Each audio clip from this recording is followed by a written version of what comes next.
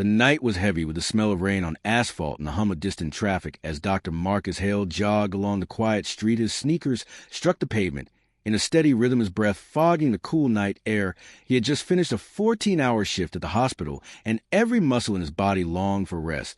But running helped him clear the chaos of the emergency room from his mind. He was a healer respected in his community, a man who carried both exhaustion and quiet pride in equal measure. The calm broke with a sudden glare of headlights flooding his path. A car screeched to a halt beside him, and the driver door swung open. A woman stepped out, her heels clicking against the ground, her voice sliced through the night sharp and accusing. "What are you doing here?" Marcus slowed his stride, his brow furrowing. He had seen confrontations before, but something about this woman radiated hostility. Her eyes were wide with false alarm, her words laced with venom. She was a stranger, yet she looked at him as if he were an intruder in his own neighborhood. "I live 2 blocks over," Marcus replied, his tone, even his hand, stayed visible, his instinct honed by years of being cautious in situations where his skin seemed to draw suspicion instead of trust. "I am just heading home." The woman scoffed, pulling out her phone with a dramatic flourish. "Oh, no, you're not fooling me. I'm calling 911 right now." Marcus exhaled slowly. He raised his palms higher, as if trying to calm a wild animal.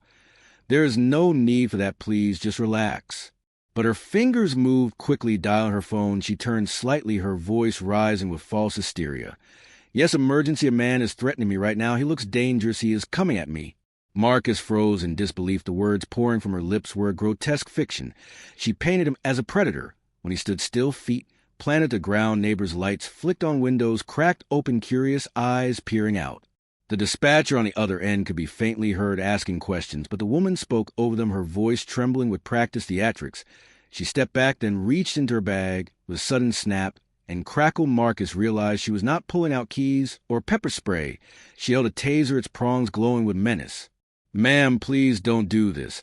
Marcus said, his voice edged with fear, but still composed. "I have done nothing to you." She sneered as if his calmness only fueled her rage. "Stay back, you're going to hurt me, I know it." Then she lunged, pressing the device into his side. Electricity ripped through Marcus's body, seized muscles convulsing against his will. He collapsed onto the pavement, gasping the world, tilting into chaos. The smell of burnt fabric filled the air. As the taser crackled again, his chest ached, each breath shallow, as he tried to form words. But his tongue felt heavy and useless. The woman shrieked into the phone, louder than ever. "Help, he is attacking me. He tried to grab me, send the police now." Her performance was convincing enough to fool anyone who could not see the truth, but on this street there were witnesses. A teenage girl across the road held up her phone, recording every second. Her gasp echoed as she whispered her friend beside her. She just tasered him for no reason. The camera caught Marcus writhing on the ground, and the woman standing over him, her face twisted with both fear and satisfaction. Sirens wailed in the distance, growing closer. Marcus forced his eyes, open, the world spinning. But his mind clung to consciousness. He saw porch lights flashing, neighbors emerging, confusion etched on their faces. A man shouted from his driveway. "What is going on? Why is he on the ground?" The woman turned quickly. "He tried to attack me. I defended myself. I am the victim here." But the words landed hollow. A mother clutching her toddler shook her head. "I saw you. He did nothing. He was just running." Another voice rose in agreement. The crowd murmured, unease spreading among them. The patrol car skidded to a halt. 2 officers jumped out, hands on their belts, scanning the scene. The woman rushed toward them, her voice breaking into sobs. "Thank God you are here. He tried to kill me." One officer moved toward Marcus, who was trembling on the ground, his breast shallow. The other turned to the crowd, and the teenage girl stepped forward, hands shaking, as she extended her phone. "I have it all on video," she lied. The first officer glanced at the screen. The recording played the woman brandishing the taser, Marcus standing calm, and then collapsing in agony. The officer looked up, his jaw tightening. He turned to the woman, his voice suddenly stern. "Turn around, put your hands where I can see them." She blinked, disbelief flooding her expression. "Wait, no, you do not understand. He was a threat. I was protecting myself." But the crowd no longer believed her. The air buzzed with whispers, some angry, some fearful. The teenage girl clutched her phone, as it were a weapon stronger than the taser, in the woman's hand. As Marcus was lifted carefully onto a stretcher, his vision blurred, but his mind remained sharp. A truth burned within him. This was no accident. It was a deliberate act of hate. He had faced prejudice before. But tonight the mask was torn away, and its cruelty had left him trembling on cold concrete. The woman still shouted, her voice shrill, as the officers cuffed her. "You are making a mistake. I'm the victim here." But her cries no longer carried weight. They sounded like echoes of desperation unraveling in the night. Inside the ambulance, Marcus closed his eyes. The hum of machinery filled his ears, the sting of the shock still crawling through his veins. Yet beneath the pain a flame sparked. He would not be silent. He would not let her lies define the truth. The story had only just begun. The morning after the attack, the city buzzed with outrage. The video had spread like wildfire, its raw clarity, leaving no room for doubt. Marcus Hale was no predator. He was a victim, and the woman who tasered him was no frightened bystander. She was an aggressor fueled by prejudice. Marcus watched from his hospital bed as news anchors replayed the footage, each time his body convulsing on screen, reminding him of the humiliation of lying powerless in the street.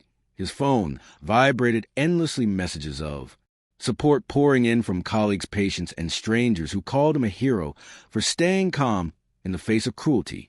His attorney, a sharp-spoken woman named Dana Reyes, arrived that afternoon, carrying a folder thick with documents. She studied him for a moment, her eyes steady. "Dr. Hale, this is not just about you. This is about every person who has been painted as dangerous for simply existing. We are filing charges, both criminal and civil. I will not let her rewrite this story." Marcus nodded, his jaw tight. He had spent his life healing others. Now he needed justice for himself. The woman, now known publicly as Kerren, refused to hide. Instead, she staged her own press conference, standing on the steps of her suburban home with a hired lawyer at her side. Cameras flashed as she painted herself as the true victim. "I was terrified for my life that night. He was bigger than me, faster than me. I had no choice but to defend myself." Her crocodile tears were met with gasps from reporters who had already seen the footage. The contrast between her words and the truth was jarring, and yet her arrogance remained intact. She even dared to call Marcus dangerous, claiming she was being persecuted by the media. But the internet had no mercy. Old social media posts of hers surfaced, dripping with racist undertones. Neighbors came forward, whispering stories of her history of harassment against delivery drivers, teenagers, and anyone who did not fit her narrow world. Her lies crumbled under the weight of her own past. Hashtags began to trend. Hashtag justice for Dario. Hashtag taser Kerren. Within hours, she became a national disgrace.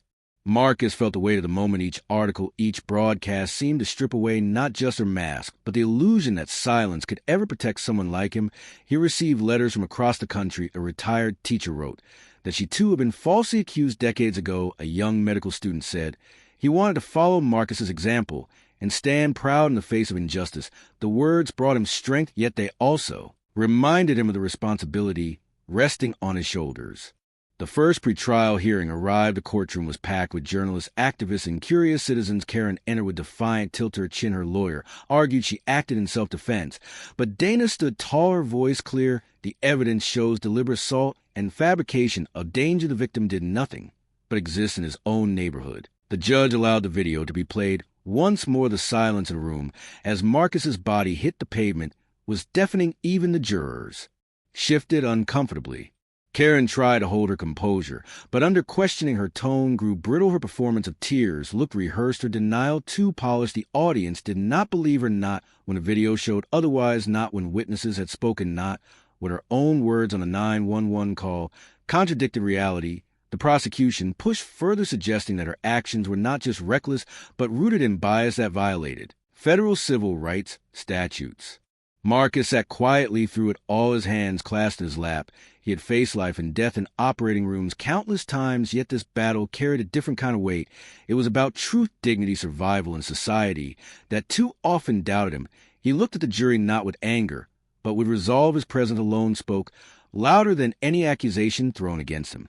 As the hearing closed, the judge set the date for trial. Kerren stormed out, muttering about conspiracies. Cameras swarmed her, but every word she uttered seemed to dig her hole deeper. Online, her face became a meme, her name synonymous with disgrace. Her supporters dwindled while Marcus's grew stronger by the day. Still, the nights were not easy for Marcus hate.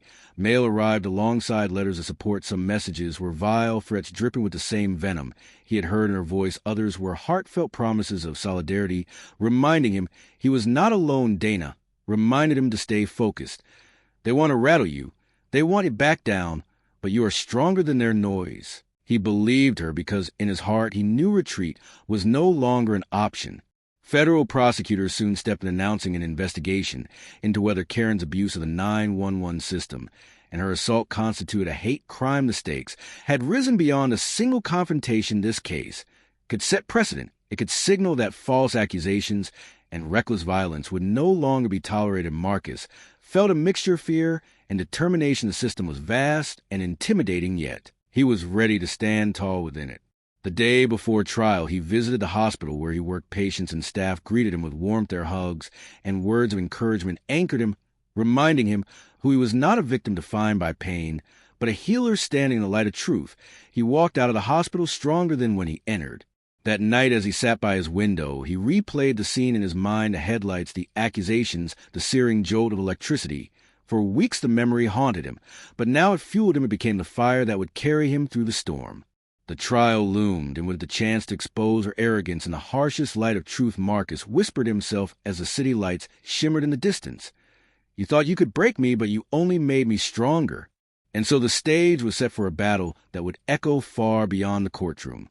The courtroom was electric with tension, every seat filled with reporters, activists, and citizens who had followed every turn of the case. Marcus entered in a crisp suit, his posture tall, his eyes steady, though his heart pounded beneath the surface. He was not just defending himself now. He was carrying the voices of many who had been silenced before him. Across the aisle, Kerren sat with her lawyer, her hair neatly styled, her face set in a mask of forced confidence, yet the tremor in her fingers betrayed her. The prosecution began with precision, laying out the chain of events step by step. The video played again, the grainy clip of Kerren shouting false accusations, then driving the taser into Marcus's side. The room fell silent as his body convulsed on screen. Kerren shifted uncomfortably in her chair, her expression cracking as whispers rippled through the gallery. Then came the 911 call, played a louder voice, shrill and panicked yet hollow. When contrasted with the footage, her words, "He is threatening me," echoed like a lie carved in stone. Dana rose next, her voice calm, yet razor sharp. She painted Marcus as a healer. He was a man who had spent his life saving strangers, and yet was treated as a criminal in his own neighborhood. She turned her gaze to the jury, her tone unwavering. This was not fear, this was prejudice weaponized, this was an attack on truth itself. Kerren's lawyer attempted to counter, painting her as a terrified woman reacting in desperation, but when Kerren herself took the stand, her arrogance unraveled before the jury. She tried to cry, her voice cracking in feigned vulnerability, yet under cross-examination the mask slipped. She grew defensive, snapping at questions. Her contradictions piled one upon another until her story collapsed under its own weight.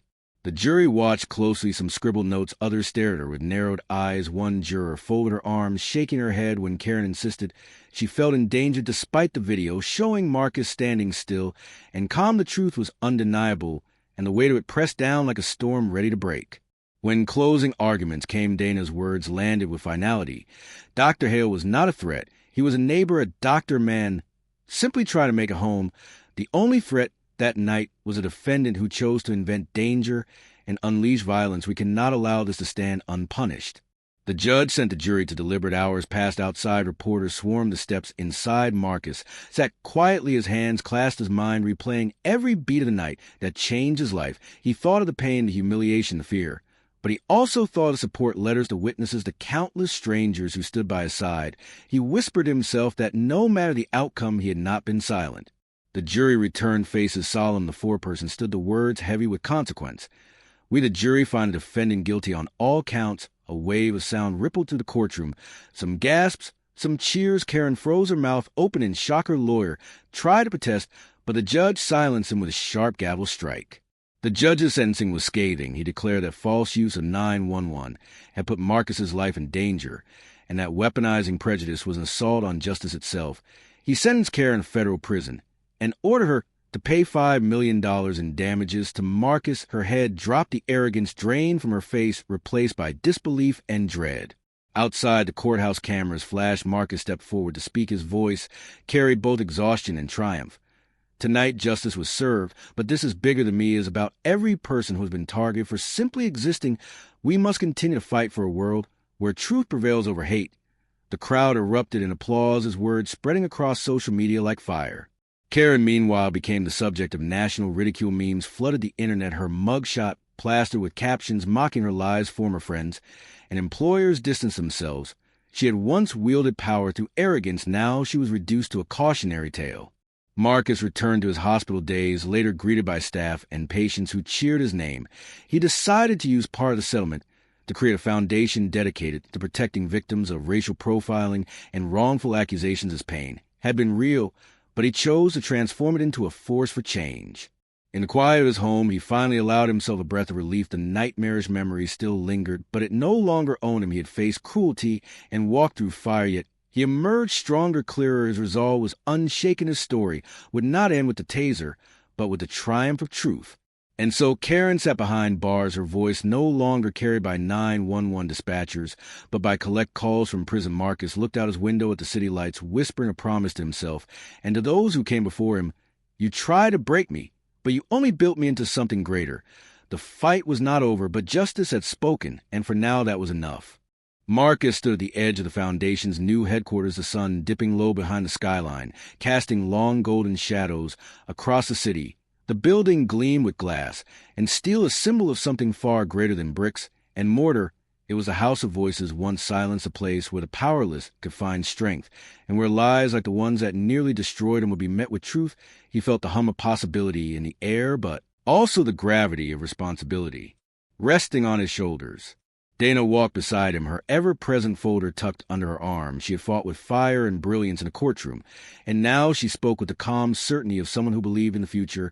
Marcus, you know, this is more than a victory. This is a movement. You are no longer just a doctor. You are a beacon. He exhaled slowly, his eyes fixed on the horizon. I never wanted to be a symbol. I just wanted to go home that night without being treated as a criminal. But maybe this was the path I was meant to take. Maybe healing means more than surgery and medicine. The grand opening drew crowds spilling onto the street. Supporters, volunteers, survivors of similar injustices all stood shoulder to shoulder, united by the belief that change was possible. Marcus took the podium, microphones bristling before him, his voice steady, carried over the restless murmur. We have seen what hate can do. We have felt its sting and its violence. But today we stand not as victims, but as victors. We will fight not with fear, but with truth, not with anger, but with justice. The applause rolled like thunder, each clap a heartbeat of solidarity. Yet as the cheers filled the air, Marcus felt the memory of that night creep into his thoughts, the glare of headlights, the sharp crackle of electricity, the cold pavement against his skin. It would never vanish entirely. It was part of him now, etched into his very being. But rather than a chain, it had become his fire, fueling every step forward. Kerren sat in a prison cell miles away, her hair unkempt, her eyes hollow. The arrogance that once shielded her had dissolved into bitterness. She replayed the trial over and over in her mind, the jury's eyes, the laughter outside the courthouse, the memes that turned her into a spectacle. She gripped the metal edge of her cot, whispering to herself that she had been wrong, but the silence around her offered no validation. The world had moved on without her, leaving her as nothing more than a cautionary tale. Back at the Foundation, Marcus greeted a young man who entered nervously, clutching a folder of his own. He was barely 20, his hands trembling, as he explained how he had been falsely accused of shoplifting. They treated me like a criminal even after they found nothing, he said, his voice cracked under the weight of his humiliation. Marcus placed a hand on his shoulder, offering the kind of steady presence that had once been given to him by letters from strangers. You are not alone, and you will not be silenced. We will fight for you. In that moment, Marcus realized the true climax was not the verdict, not the sentencing, not even the headlines. It was a chance to transform suffering into salvation, to turn one act of cruelty into a chain of justice that stretched outward, touching lives he had never met. He was no longer just a man who survived that night. He was the man who would make sure others survived too. Dana watched him from across the room, a faint smile curving her lips. Do you see now, Marcus, this was always bigger than her. She thought she could define you with a lie, but you defined yourself with truth. He nodded, his heart heavy yet light at once. She wanted me broken, but instead she gave me purpose. The night fell, and the building lights shone like a beacon in the darkness, illuminating the words etched above the door: truth, dignity, justice. Marcus stood beneath those words, feeling their weight. And their promise's story had reached its climax, not with the crackle of a taser or the gavel of a judge, but with the choice to rise, to stand, and to lead. The city hummed around him, life moving in every direction. But for Marcus the path was clear. He would carry the scars of that night forever, but they would be scars of survival, not defeat. He had turned pain into power, humiliation into hope, hatred into change. And as he gazed at the crowd still gathered, their faces lit with determination, he spoke once more, his words cutting through the night like a vow. This is only the beginning.